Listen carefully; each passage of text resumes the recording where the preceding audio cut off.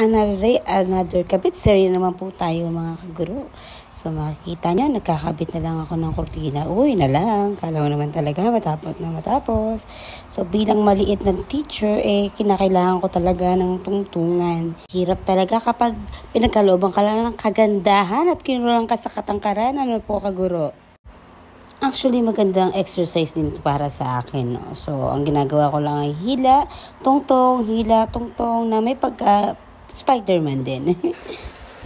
Yan, sa kabilang side naman ng aking classroom, syempre kakabitan ko lang din yun ng cortina. So, sa kabilang part, hindi pa ako nagdidikit kasi wala lang. Pero dahil itong part na to ay natapos ko na, nung nakaraang din ko pa, hindi ko na kinabit yung mga inspirational quotes. Ba ang tawag dyan? Parang ma-inspire naman yung mga bata. Kaya syempre, victory dance tayo. Ewan ko ba parang nakakabit na ata sa katawan ko yung panay kembot pag may natatapos.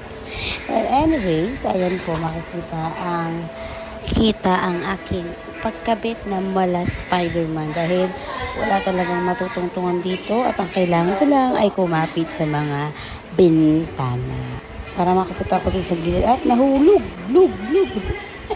Ganun talaga dahil wala tayong matutungtungan kundi tayo sumabit lamang. Wala tayong choice dahil tayo nag-iisa lang para mag-ayos ng ating klase.